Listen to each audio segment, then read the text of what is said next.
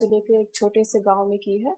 उसके अलावा सर मैंने अपने ग्रेजुएशन की पढ़ाई पूर्णिया कॉलेज पूर्णिया से की है, जो बीएनएमयू मधेपुरा के अंतर्गत आता है। इसके अलावा सर मेरी हॉबीज़ में मधुबनी पेंटिंग बनाना और कुकिंग करना है, और सर मैं वर्तमान में सिविल सर्विसेज़ की तैयारी करती हूँ।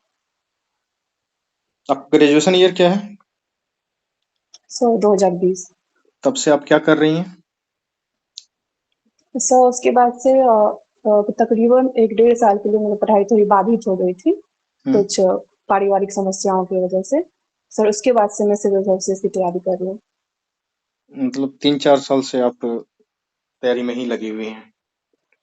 ये सर मधुबनी। मेरी 2022 से। अच्छा, मेनली 2022 से, ठीक है। मधुबनी पेंटिंग क्यों फेमस है?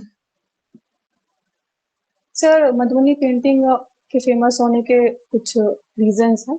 पहला तो सर ये बिहार की जो लोक संस्कृति है उसको दिखाता है, जो यहाँ के कल्चर्स हैं मेनली उसकी थीम पे ये पेंटिंग्स बनाई जाती हैं।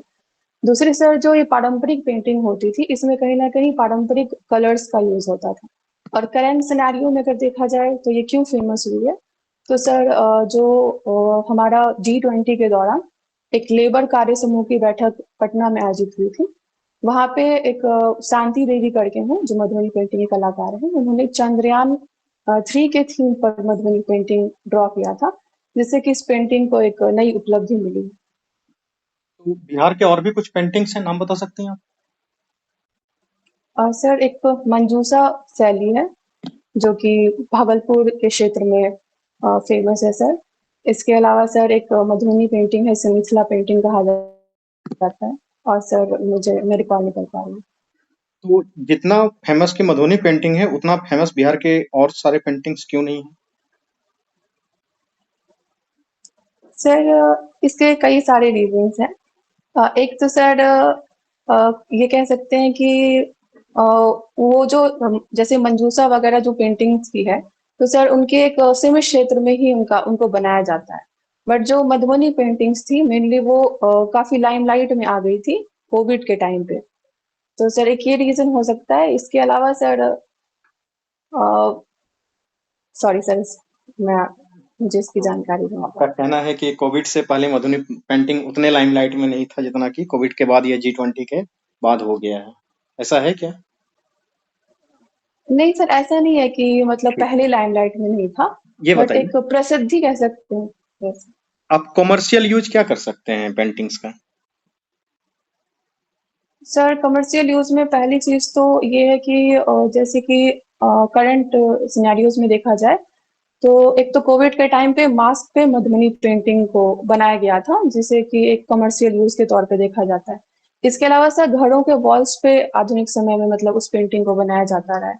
और करेंटली सर मुझे एग्जैक्ट रेलवे स्टेशन का नाम तो याद नहीं आ रहा है, बट वहाँ पे भी रेलवे स्टेशन को भी मधुबनी पेंटिंग से चित्रित किया गया था। इसके अलावा सर अगर इसका और ट्रेड के रूप में इसका उपयोग देखा जाए, तो सर जापान के टोकामाची में एक मिथिला संग्रहालय है।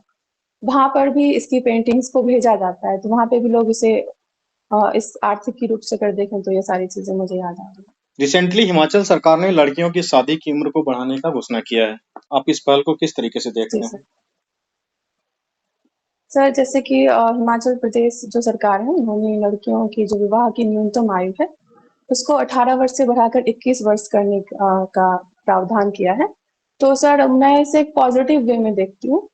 ये इससे कहीं न कहीं एक जो इक्वालिटी है, वुमेन इक्वालिटी मतलब लिंग की समानता, तो उसको बढ़ावा मिलेगा। क्योंकि सर जो सेंट्रल गवर्नमेंट का ओके। वर्तमान प्रोविज़न है, उसमें इस बार लोकसभा इलेक्शन में सबसे ज्यादा नोटा किस क्षेत्र में पड़ा है? सर इंदौर में। ओके। कार्तिकेन सर। ओके। आप न्यूज़पेपर पढ़ी है आज का कल जी का? सर। कुछ जी सर। महत्वपूर्ण न्यूज़ बताइए। सर जैसे आज की न्यूज़ में एक इम्पोर्टेंट चीज़ ये थी कि स्वास्थ्य के क्षेत्र में जो सरकारी व्यय है, तो उसमें सर 3 गुना की बढ़ोतरी हुई है प्रति व्यक्ति में।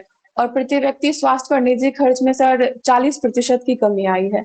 एक तो ये न्यूज़ थी, और उसके अलावा सर एक सुप्रीम कोर्ट की न्यूज़ थी, जिसमें उन्होंने पीएमएलए एक्ट के बारे में कहा था। जिसमें कि उन्होंने ये कहा था कि पीएमएलए एक्ट के थ्रू जो ईडी या जो दंड की जो उसकी कार्रवाई की जो प्रक्रिया है, उसमें सर एक सुधार की बात कही गई थी। सर इसके अलावा सर हाँ, इसके अलावा सर प्रधानमंत्री जी ने 3 सुपर कंप्यूटर्स को लॉन्च किया है, तो सर उसकी जानकारी थी सर, इतना मैं याद कर पा रही हूँ। बिहार से कोई न्यूज़? सर सॉरी सर, मैं बिहार से कुछ याद नहीं कर पा रही हूँ। अच्छा, कोई बात। सुपर कंप्यूटर ये किस मिशन के तहत सुपर कंप्यूटर इंस्टॉल किया जा रहा है? और सर ये नेशनल सुपर कंप्यूटिंग मिशन है, उसके तहत किया जा रहा है। ये क्या है, इसका क्या प्रोविज़न है?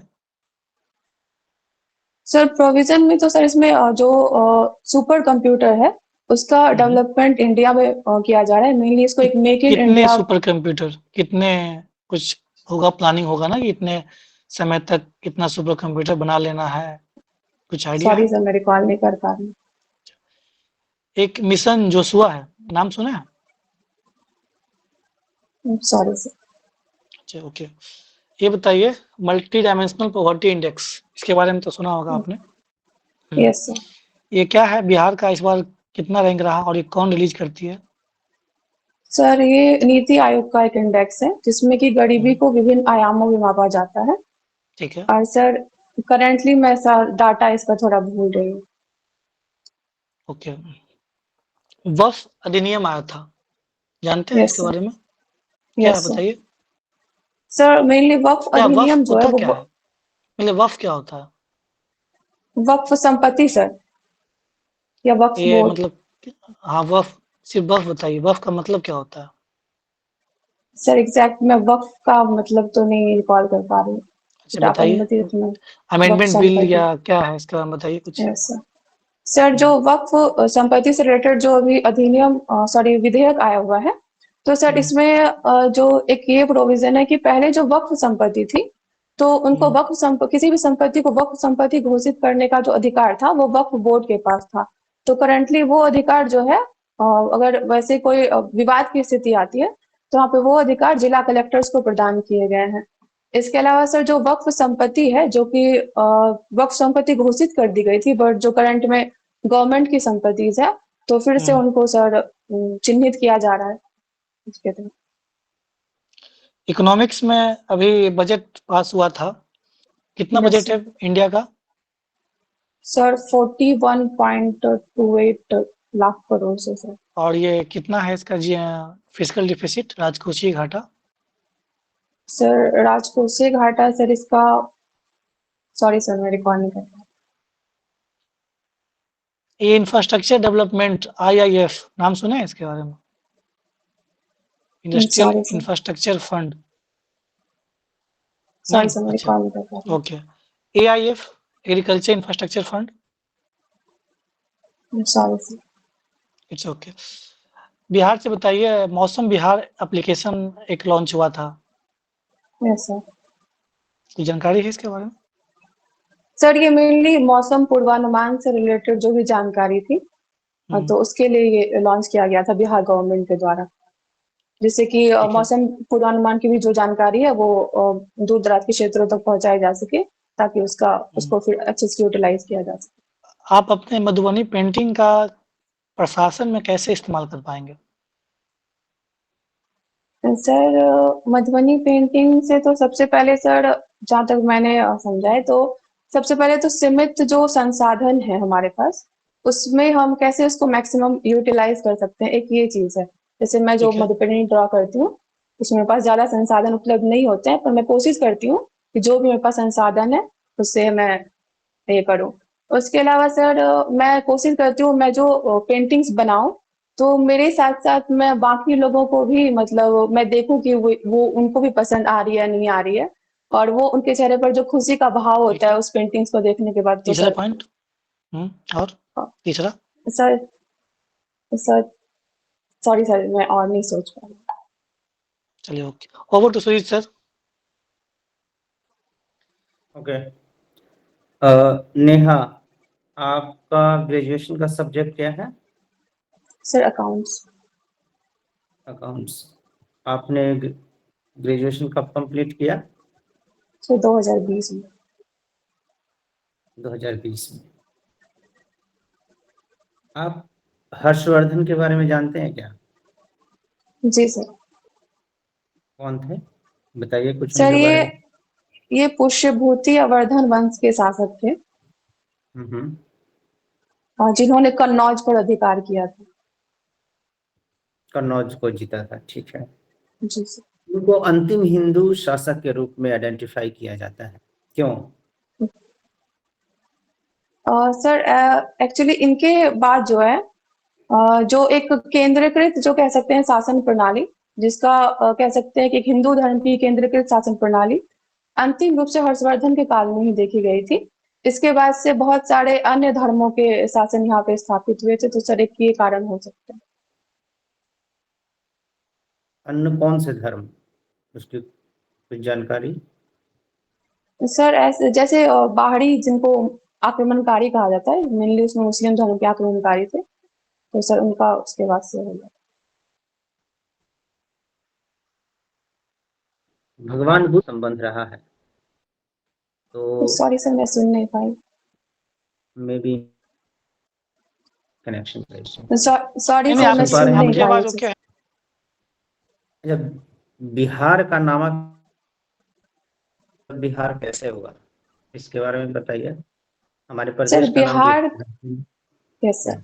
सर बिहार का नाम मेनली बौद्ध विहारों के कारण बिहार पड़ा था, क्योंकि यहाँ बहुत अधिक मात्रा में जो है विहारों की संख्या थी जो बौद्ध धर्म से संबंधित थे।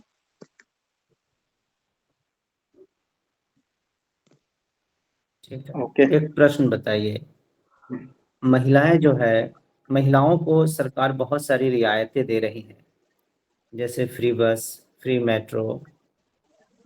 आपको नहीं लगता यस।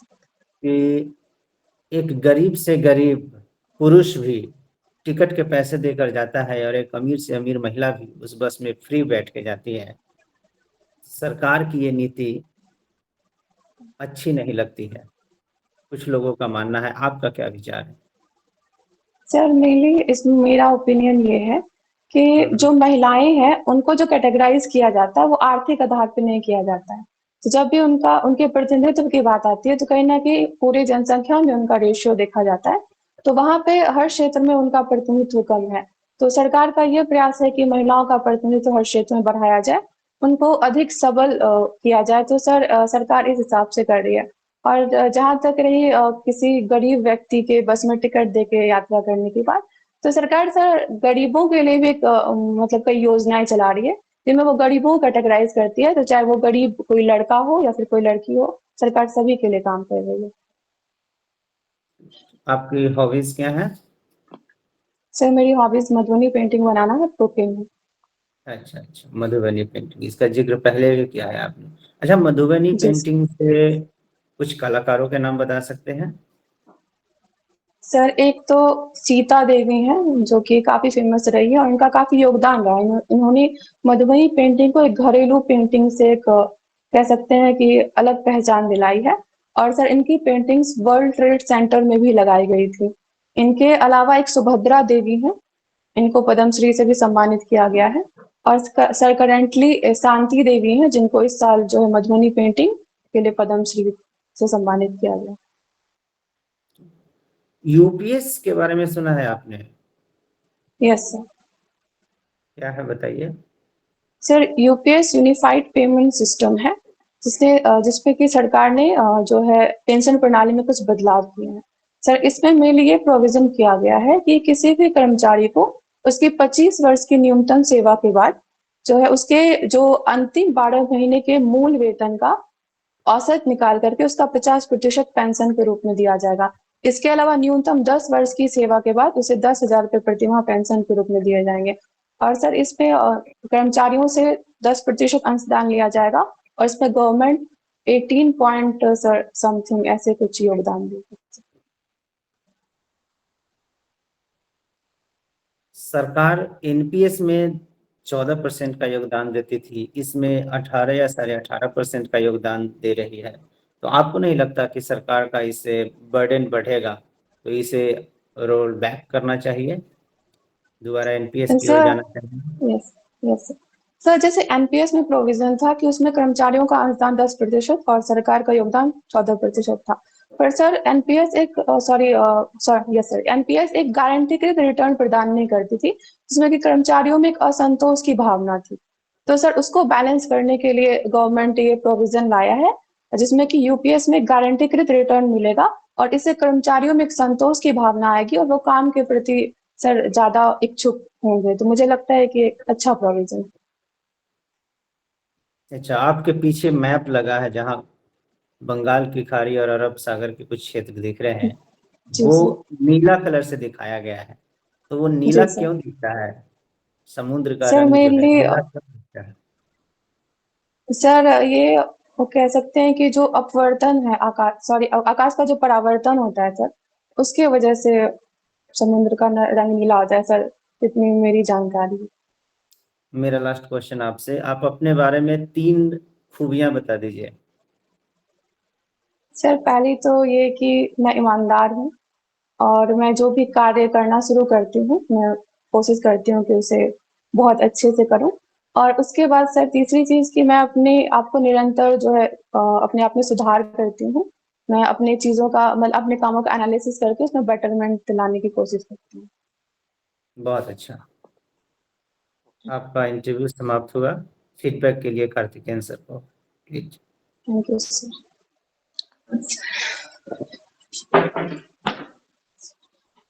देखिए नेहा, आप अच्छा बोल ले रही है, बोलने में कोई इशू नहीं है, आप एक अच्छे कैंडिडेट भी हैं। सर कंटेंट, पहले एक चीज़ सर, हाँ, थोड़ा सा घबराहट हो जा रहा है सर, मतलब जो सब वो आ भी रहा है वो सब भी नहीं हो रहा है। वो पहला इंटरव्यू था इसलिए थोड़ी बहुत अच्छा। होगी, लेकिन उसको आप प्रैक्टिस में रखेंगे, कंटिन्यू मिरर के सामने, कैमरा के सामने यस सर। प्रैक्टिस करते रहेंगे तो कोई दिक्कत नहीं होगी। इसको ध्यान यस सर। रखना है। दूसरा चीज़ है कि जो आपको प्रश्न पूछा गया, करंट यस अफेयर से सर। पूछा गया या आपके पेंटिंग से पूछा गया, जैसे मैंने प्रश्न पूछा कि पेंटिंग का प्रशासन में कैसे इस्तेमाल करें, तो 3 पॉइंट तो कम से कम आपको बता ही देना है। एक okay sir. Number 1, number 2, number 3। किसी भी तरह का प्रश्न हो, मतलब जो आपका, अब मान लिया आपका इकोनॉमिक्स में किसी तरह का पूछा जाता है, खास करके जो कंसेप्चुअल प्रश्न होते हैं, उसमें आप यस ये नहीं कर सकते हैं सॉरी सर मुझे इसके बारे में जानकारी नहीं है या मैं इतना ही यही कर पा रही हूँ। वहाँ स्टॉप नहीं होना। सामने आप जब आई टू आई फेस होता है तो पता चल जाता है कितना सुनना चाह रहे हैं इंटरव्यू। यस लेकिन प्रयास ये करना है कि उसमें पॉइंट 1, पॉइंट 2, पॉइंट 3 रखेंगे। यस बाकी आप ठीक है, आप अच्छा बोल ले रही है, पर्सनालिटी भी बढ़िया है, बस थोड़ा-सा स्माइल रखना है, कोई दिक्कत नहीं है, यस आप एक अच्छे कैंडिडेट हैं। रुपेश सर। नेहा, यस काफी चीजें तो सर ने बता ही दी हैं। मैं एक चीज ऐड करना चाहूंगा कि किसी भी चीज में आप जाते, जैसे मैंने G20 पेंटिंग के बारे में पूछा था, तो आप बता रहे थे कि सर G20 के बाद काफी फेमस हो गया। आपको ऐसे बोलना था यस कि सर मधुबनी पेंटिंग पहले से भी काफी प्रचलित है, लेकिन खास करके जब से G20 का इवेंट हुआ है, इसके बाद इसकी प्रसिद्धि में और भी वृद्धि हुई है। यस ठीक है, तो इससे लगता है कि हाँ, इसके यस इसके बाद नहीं हुआ है, ये पहले से भी प्रसिद्ध चीजें थी। ठीक है, बाद में की पेंटिंग्स के बारे में मधुबनी पेंटिंग है, क्वेश्चन ज्यादा पूछने का स्कोप रहता ही, तो इसके बारे में थोड़ा सा यस देख लेंगे। अदरवाइज ठीक है, आप हैंड मूवमेंट वगैरह नहीं कर रही थी, शांति से बोल पा रही थी, जो क्वेश्चन नहीं आ रहा था तो नहीं आ रहा था, कोई बात नहीं है, लेकिन घबराए नहीं आप। ठीक है, तो इन चीजों का ध्यान रखना है। फर्स्ट मॉक था, थोड़ा सा घबराहट होता ही है, बाद बाकी आप डिजर्विंग कैंडिडेट हैं। सुजीत सर। नेहा, आप जैसा कि रुपेश सर ने कहा है, आप डिजर्विंग कैंडिडेट हैं। फ्लो बहुत अच्छा है, नॉलेज भी बेहतर है, और आपका बॉडी लैंग्वेज भी अच्छा है, पोस्चर जेस्चर वगैरह जो है वो भी वेल डिजर्विंग है। बस थोड़ा सा करंट इश्यूज को जो है अपडेटेड रखना है अपने आप को जब तक इंटरव्यू नहीं होता, और थोड़ा बहुत रिवाइज कर सकते हैं तो रिवाइज करते रहिए जो आपने पढ़ा है। बाकी गुड ओके सर।